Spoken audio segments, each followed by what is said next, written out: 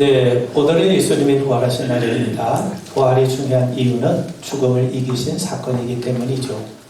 여러분, 죽어서 무덤에 들어간 사람은 있지만 무덤에서 나온 사람은 없습니다. 아무리 인간이 뛰어나도 죽음을 이길 수 없는 것이죠. 인간에 대한 최종의 승리자가 죽음이었던 겁니다. 그런데 예수님은 죽음에 들어가셨다가 그 문을 깨시고 무덤에서 걸어 나오셨습니다. 죽음이 최종 승리자가 아니라 부활이 최종 승리자가 되었다는 것 아니겠습니까? 그래서 우리는 바울처럼 외칠 수 있는 겁니다. 그리스도께서 죽은 자 가운데에서 다시 살아나사 잠자는 자들의 첫 열매가 되셨도다. 여러분, 물론 나인성 과부의 죽은 아들도 살아났죠. 나사로도 죽은 지 사흘이나 지나 살아나지 않았습니까? 회당장 야이로의 딸도 죽었다가 살아났습니다. 또 예수님이 십자가에 달려 돌아가실 때 무덤에 열리면서 잠자는 성도들도 일어났다고 하지 않습니까? 그런데 어떻게 예수님께서 잠자는 자들의 첫 열매가 되셨다고 말할 수 있겠습니까? 근데 여러분 생각해 보세요. 나인성 과부의 아들이나 나사로, 회당장 야이로의 딸은 진정한 부활을 이룬 것이 아닙니다. 왜냐하면 그들은 살아났다가 다시 죽었기 때문이죠. 진정한 부활은 다시 살아서 영원히 사는 것 아니겠습니까? 그러므로 예수님이 진정한 부활의 첫 열매가 되시는 겁니다. 나인성 과부의 아들이나 나사로, 이런 사람들이 다시 살아난 것은 부활의 예표를 우리에게 미리 보여주는 기적일 뿐인 겁니다. 그런데 예수님이 부활하신 것은 완전하고도 온전하게 사망의 권세를 이기신 사건입니다. 잠자는 자들의 첫 열매가 되셔서 사망의 권세를 이기고 영생하신 영생의 문을 활짝 여신 사건인 겁니다. 예수님이 십자가에 달려 돌아가셨을 때 제자들은 두려움에 빠져 있었습니다. 그때 예수님께서 제자들을 찾아오시고 부활의 모습을 보여주셨죠. 그래서 제자들은 두려워하는 대신에 이제 기쁨으로 변화됩니다. 그런데 바로 그 자리에 도마가 없었습니다. 도마는 부활하신 예수님을 보지 못했고 부활을 의심했습니다. 제자들은 부활하신 예수님을 보면서 기뻐했는데 도마는 여전히 부활의 주님을 만나지 못했기에 여전히 의심에 빠져 있습니다. 오늘 우리가 읽은 본문은 의심에 빠졌던 도마가 예수님을 만나서 부활의 신앙을 갖게 되는 그런 장면을 우리에게 보여줍니다. 여러분, 제자들은 저마다 두려워서 문을 꼭꼭 걸어 잠그고 있었습니다. 그때 예수님이 제자들에게 찾아오셔서 말씀하죠. 너희에게 평강이 있을지어다. 그러시면서 예수님의 손과 옆구리를 친히 보여주십니다. 그러자 제자들이 기뻐하죠. 오늘 성경에 보면 이 말씀을 하시고 손과 옆구리를 보이시니 제자들이 주를 보고 기뻐하더라. 예수님의 손과 옆구리는 사실 고통과 죽음의 흔적 아닙니까? 근데 제자들은 주님의 당하신 고통과 그 죽음의 흔적을 보고 기뻐했다는 겁니다. 생각해 보세요. 누군가의 상처를 보면 마음이 아파야 되는데 그들은 오히려 예수님의 상처의 흔적을 보고 기뻐했다는 겁니다. 그렇다면 이 말씀에 증거하는 것이 무엇이겠습니까? 죽음이 생명으로 바뀌었기 때문이죠. 두려움이 기쁨으로 변화되었기 때문이죠. 죽음과 고통의 흔적이 곧 생명의 흔적으로 바뀌었기 때문 아니겠습니까? 여러분, 예수님의 부활을 목격한 제자들이 경험한 것이 바로 그것입니다. 그래서 그들은 두려움 대신에 기쁨으로 화답할 수 있었던 것 아니겠습니까? 그런데 예수님은 부활하셨는데 도마는요 아직 그 현장에 있지 못합니다. 그래서 예수님의 부활에 대해서 여전히 반신반의하고 의심에 사로잡히고 있습니다. 자, 여러분, 어떤 이런 사람에게는요 기쁨도 감사도 소망이 있을 리가 없죠. 도마가 그랬습니다. 다른 제자들이 우리가 주를 보았노라 이렇게 했을 때 기쁨으로 받아들이지 못했습니다. 왜냐하면 그에게는요 여전히 예수님은 부활하신 분이 아니라 죽으신 분으로 남아있었기 때문에 그렇습니다. 더군다나 모두가 봤는데 자기만 보지 못했으니 마음이 불편도 했을 겁니다. 그래서 제자들에게 말합니다. 25절을 보면 도마가 이르되 내가 그의 손의 못자국을 보며 내 손가락을 그 못자국에 넣으며 내 손을 그 옆구리에 넣어보지 않고는 믿지 아니하겠노라. 여러분, 어떻게 이렇게 무지하고 불손하게 말할 수 있겠습니까? 그만큼 도마의 마음이 불편했던 겁니다. 자, 그렇다면 왜 그는 갑자기 옆구리, 손 이런 이야기를 꺼냈을까요? 자, 여러분, 다른 제자들이 우리가 주를 보았노라고 말했기 때문이에요. 근데 그들은 무엇을 보고 기뻐했다고 말씀합니까? 오늘 성경에 보니까 이 말씀을 하고 손과 옆구리를 보이시니 제자들이 주를 보고 기뻐하더라. 제자들은 예수님의 손, 예수님의 옆구리, 거기에 나와 있는 못자국과 창자국을 바라보고 기뻐했다는 겁니다. 그러니까 제자들이 도마에게 우리가 예수님의 손과 옆구리를 봤는데 거기에 못자국이 있었고 창자국이 선명하게 남아 있었다라고 말을 했던 겁니다. 그래서 제자들은 모두 부활의 주님으로 인해서 기뻐하고 있는 반면 도마는 여전히 믿지 못하고 여전히 의심에 사로잡혀 그 마음이 죽어 있었던 겁니다. 여러분, 우리가 신앙의 영역에서 우리가 의심에 사로잡히게 되면 우리의 마음밭이 굳어 있으면 어떤 씨앗도 열매를 맺지 못합니다. 말씀이 우리에게 떨어져도 은혜에 젖어들지 못합니다. 그에게 말하는 사람들은요, 예수님의 제자들이에요. 한두 명이 아니라 모든 제자들이 한결같이 도마에게 똑같은 사실을 말하고 있습니다. 그들은 3년 동안 예수님을 따라다니며 기쁨과 고생을 함께했던 동료들 아닙니까? 그들이 모두 부활하신 예수님을 증언하고 있는데 도마는 그걸 받아내지 못합니다. 이유가 있죠. 그는 부활하신 주님을 만나지 못해서요. 부활하신 주님을 만나지 못하니까 여전히 그는 자기 의심 속에 사로잡혀 있었기 때문에 그렇습니다. 자, 여러분, 우리도 이런 일을 겪을 때가 있습니다. 우리가 함께 예배드리고 우리가 속회도 함께 나누고 선교도 함께 하던 사람이 있죠. 그런데 그 마음의 밭이 죽어 있어요. 그의 마음속에 여전히 의심에 사로잡혀 있습니다.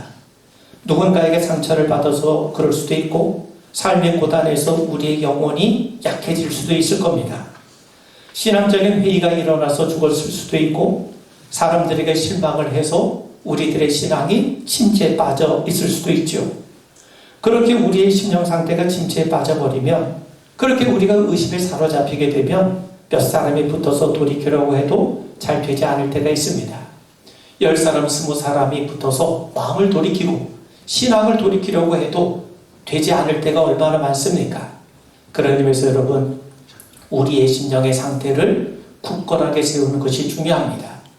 다시 믿음으로 우리의 심령을 채워가면, 우리가 믿음으로 하나님의 말씀을 받아들이기 시작하면, 우리가 믿음으로 우리의 마음을 다해 하나님 앞에 예배드리면 하나님께서 분명히 우리의 영혼을 변화시키시고 우리를 새롭게 일구어 가시는 은혜를 맛보게 되리라 믿습니다. 아멘. 이제 예수님은 도마를 자신의 흔적으로 초대하십니다. 자기의 옆구리로 도마를 초대하셔서 십자가의 흔적을 직접 보게 하시고 경험하게 하세요. 예수님은 의심하던 도마에게 다시 나타나셔서 주님이 고통당하셨던 그 흔적을 그에게 보여주시죠. 27절에 보면 도마에게 이르시되 내 손가락을 이리 내밀어 내 손을 보고 내 손을 내밀어 내 옆구리에 넣어보라. 예수님이 보여주시는 흔적은 과거의 십자가에서 겪었던 이 고통의 흔적을 보여주십니다. 그런데 그 흔적은요, 고난의 흔적이기도 하지만 동시에 치유의 흔적이고 생명의 흔적입니다.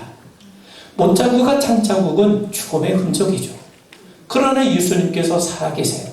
그렇기 때문에 그것은요, 부활과 영생의 흔적이기도 합니다. 예수님은 그런 영적인 흔적, 신앙의 흔적을 보여주시고 말씀하세요. 27절에 보시면 믿음 없는 자가 되지 말고 믿는 자가 되라는 겁니다. 여러분, 예수님은 우리가 도마가 믿음의 사람이 되기를 원하고 계십니다.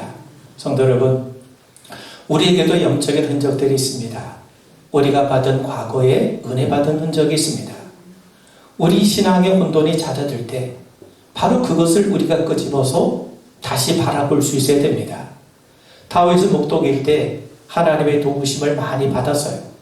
그래서 이 골리앗 앞에 모두가 두려워 벌벌 떨고 있었을 때 그는 담대하게 고백할 수 있었던 겁니다.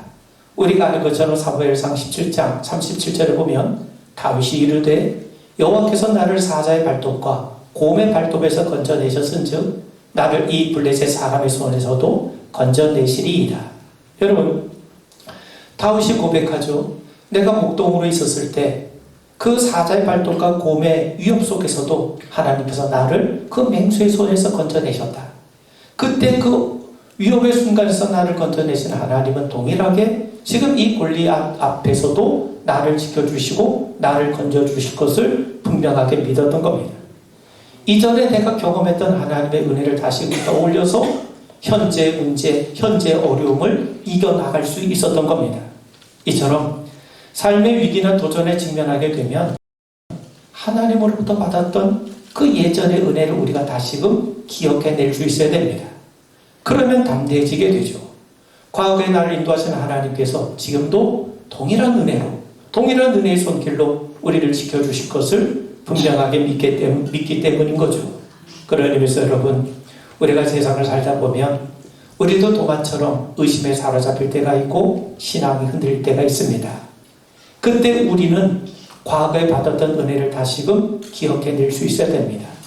더 나아가서 도마가 예수님의 손에 있는 그 창자국, 못자국을 바라보면서 그가 예수님에 대한 온전한 믿음을 다시금 회복했던 것처럼 우리가 늘 말씀을 통해서 성령의 감화 감동하심과 깨달음을 통해서 우리 주님께서 우리를 위해 행하신 일들을 다시금 떠올리고 기억나게 되는 그런 은혜가 있게 되길 바랍니다. 여러분, 이스라엘 백성들 생각해 보세요. 그들은 홍해바다 앞에서 전진하지 못했어요. 오히려 죽음의 공포 앞에 서게 됩니다. 앞에는 바다가 있고 뒤에는 애굽의 군대가 있습니다. 어떻게 해서든 바다를 건너야 되죠.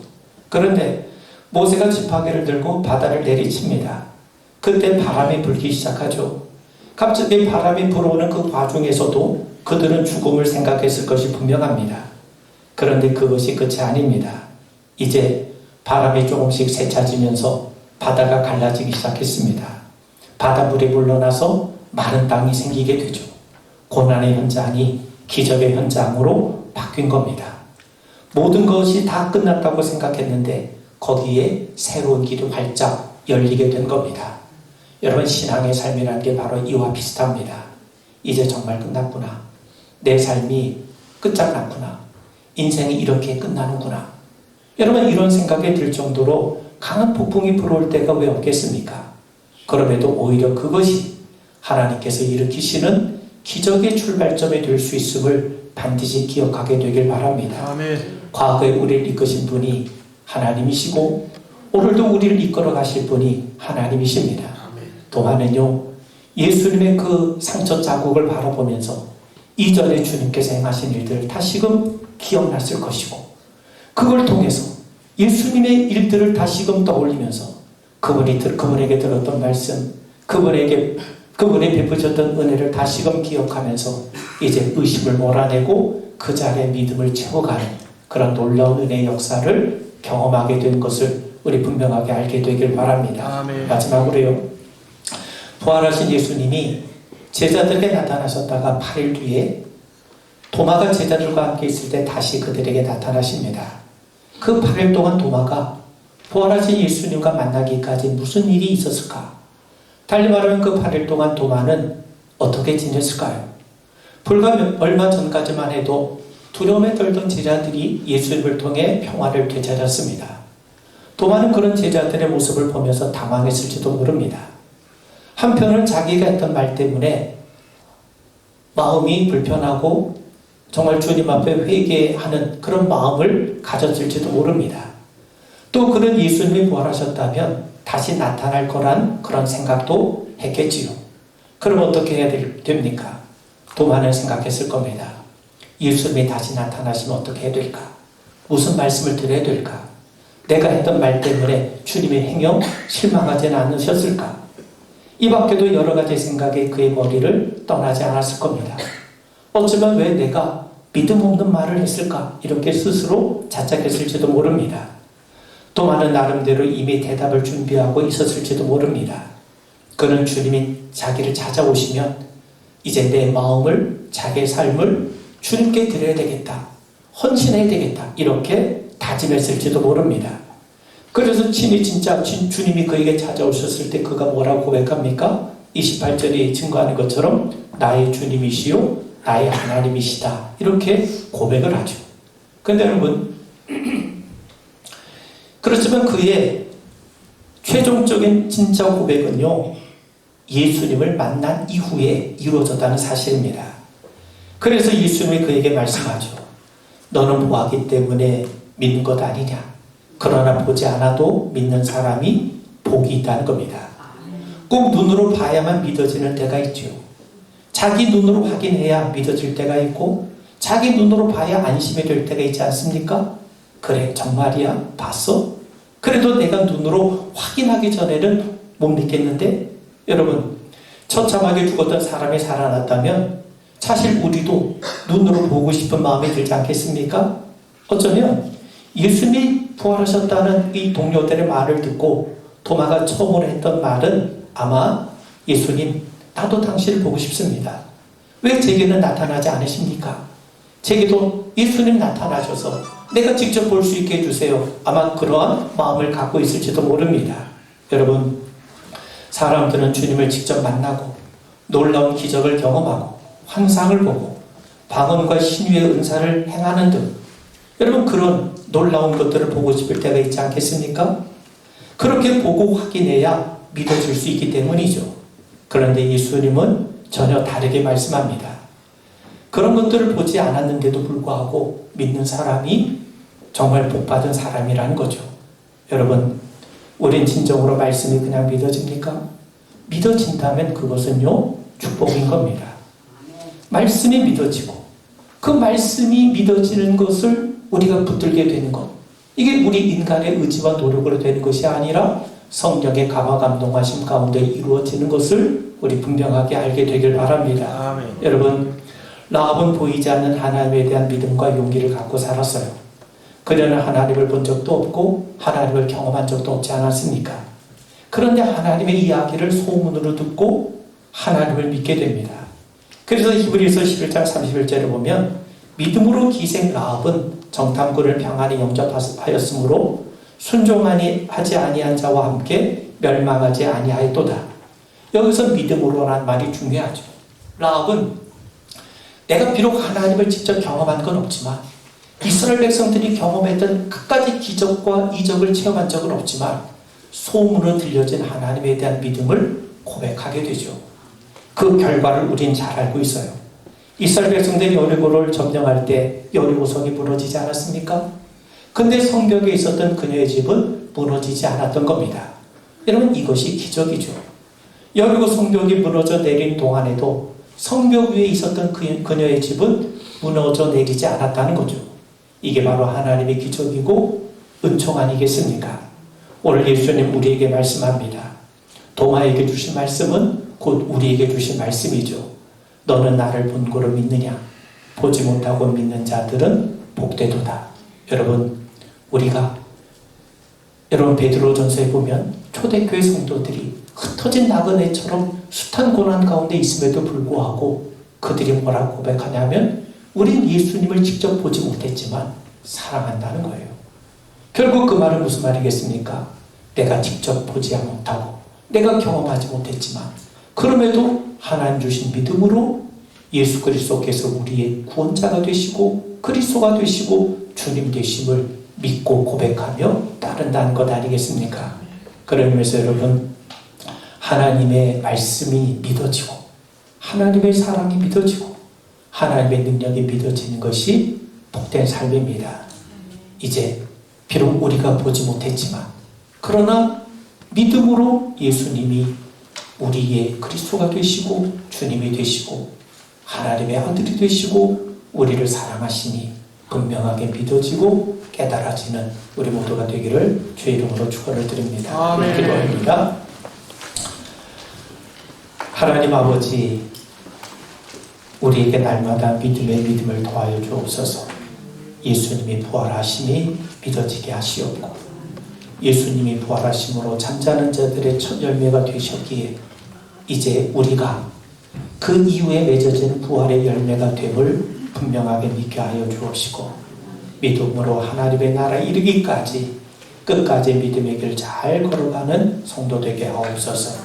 예수님 이름 받들어 간절히 기도하옵나이다. 아멘.